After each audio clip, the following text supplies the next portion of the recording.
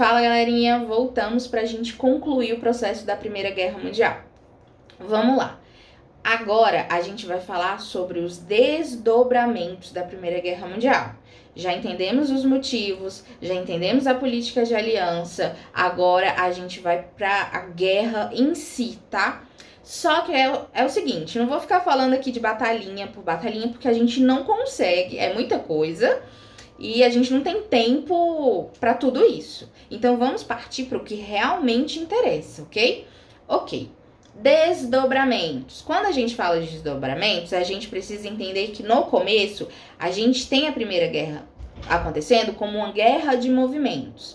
O que significa isso? Vocês já jogaram War? Então, é basicamente isso, estratégia, tá? Os países estão se movimentando pelo mapa europeu para realmente conseguir conquistar territórios.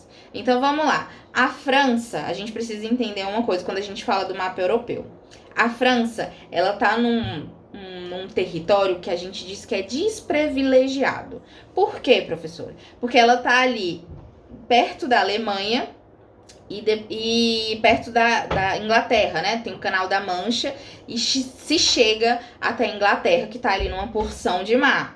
Concordam comigo? Vou colocar uma imagenzinha do mapa europeu para vocês entenderem isso. A Alemanha aqui do lado da França e a Inglaterra aqui. Ou seja, a Inglaterra vai para a França para atacar a Alemanha e a Alemanha vem para a França atacar os dois. Então percebam tanto que a França vai sofrer com essa guerra. Na verdade, com a Primeira e com a Segunda Guerra também, tá?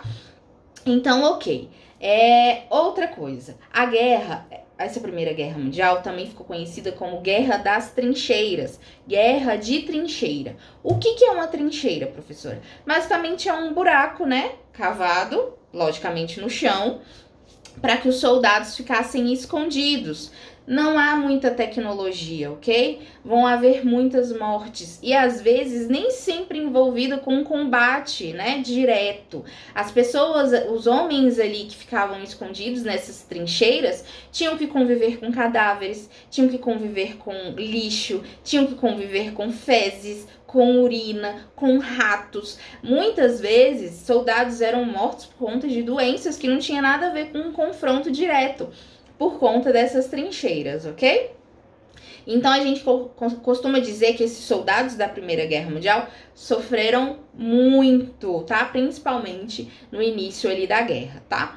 Um filme que eu gostaria de indicar para os senhores assistirem, Cavalo de Guerra, o nome do filme. Não sei se tem no Netflix. Enfim, por que eu falo desse filme? Porque durante o filme conta a história de um cavalo lá e tal, legal. Mas o que eu gostaria que vocês percebessem ao longo do filme? Os cenários.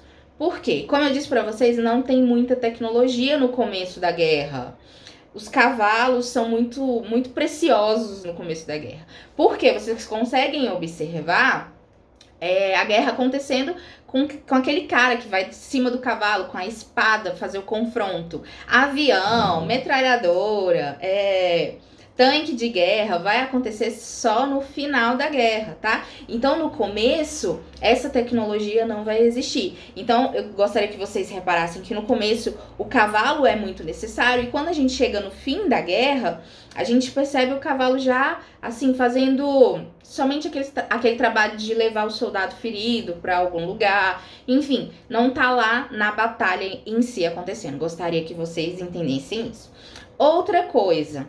A gente também conhece a Primeira Guerra Mundial como uma guerra química. Alguns gases vão ser produzidos, inclusive gostaria de citar o mais famoso, que é o gás mostarda.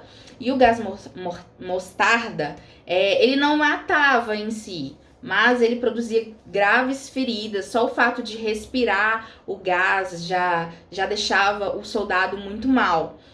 Então, se, por exemplo, o gás tivesse contato com a pele, já abria grandes feridas, então deixou muita gente que teve contato com esse gás mostarda teve que se retirar da guerra para recuperação, ok? Beleza, agora nós vamos falar sobre datas importantes dentro da Primeira Guerra Mundial. 1915 a gente vai ter uma modificação de lado da Itália. A Itália vai virar a casaca. Lembra que a Itália estava na Tríplice Aliança? Ela vai passar para a Tríplice Entente.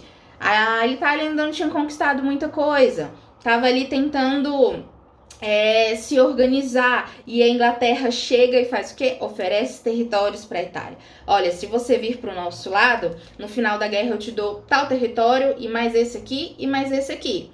Percebam que isso vai ser muito importante. Guardem essa informação na cabeça de vocês, porque vai ser muito importante quando a gente for falar da Segunda Guerra Mundial, tá? Então, a Itália, seduzida por essa proposta, vai virar a casaca e vai mudar de lado. Ok, vamos falar agora sobre 1917. A Rússia vai sair da Primeira Guerra Mundial. Claro que vai ter muita negociação nisso tudo, mas eles vão assinar um tratado de paz entre a Alemanha e a Rússia. Ou seja, você não me ataca, eu não te ataco, tem uns territórios rolando ali na negociação e pronto, acordo de paz firmado. Por que vai ser firmado esse acordo de paz? A Rússia está passando por um processo interno, um problema interno, que a gente chama de Revolução Russa, que a gente vai estudar também, vocês vão entender melhor. Mas com esse processo acontecendo ali dentro da Rússia, vai se afirmar esse contrato de paz e a Rússia sai definitivamente da Primeira Guerra Mundial. E em 1917 também a gente tem finalmente os Estados Unidos entrando na Tríplice Entente. Ele vai fazer parte agora da Primeira Guerra Mundial. Ok, como assim agora fazer parte? Ele já fazia parte antes, só que de uma forma diferente. Ele estava ali produzindo produtos bélicos para a guerra. Ele estava financiando essa guerra. Ou seja, os Estados Unidos estavam lucrando bastante com a guerra. Quando eu falo de guerra para os meus alunos, eu gosto de frisar muito que guerra sempre vai trazer lucro para alguém. Tem os países que vão estar lá se lascando, desculpa o palavreado, mas outros países vão estar sim lucrando com a guerra. E os Estados Unidos vai estar lucrando com a Primeira Guerra Mundial, tá? Ele vai estar produzindo produtos industrializados para as grandes potências europeias e os produtos bélicos que fazem parte dessa guerra mundial. Só que o que acontece? A guerra tá acontecendo e a Inglaterra não tá se dando muito bem e tá acontecendo muitos conflitos e a Inglaterra pode perder. Então os Estados Unidos falam assim, eu estou aqui produzindo os produtos para a Inglaterra, para a França, e se eles perderem, como que eles vão me pagar? Então os Estados Unidos vai entrar para decidir essa guerra. Eu preciso decidir essa guerra porque aí a gente vence a guerra e aí, posteriormente, os países que estão me devendo vão começar a me pagar. Então, a gente tem que perceber esse processo acontecendo dentro da Primeira Guerra Mundial. Ok, é a partir desse momento que a gente vai ter os Estados Unidos se formando como a maior potência mundial quando a gente fala de economia. Porque naquela época as maiores potências seriam a Inglaterra e a Alemanha. Então os Estados Unidos chega, decide a guerra e se torna a maior potência mundial economicamente falando. Então, entendemos que a Tríplice Entente vai vencer a Primeira Guerra Mundial e aí a gente vai ter algumas consequências depois da Primeira Guerra acabar. Meninos, é isso. Espero que tenham entendido. Qualquer dúvida, me procurem, tá bom? Tchauzinho!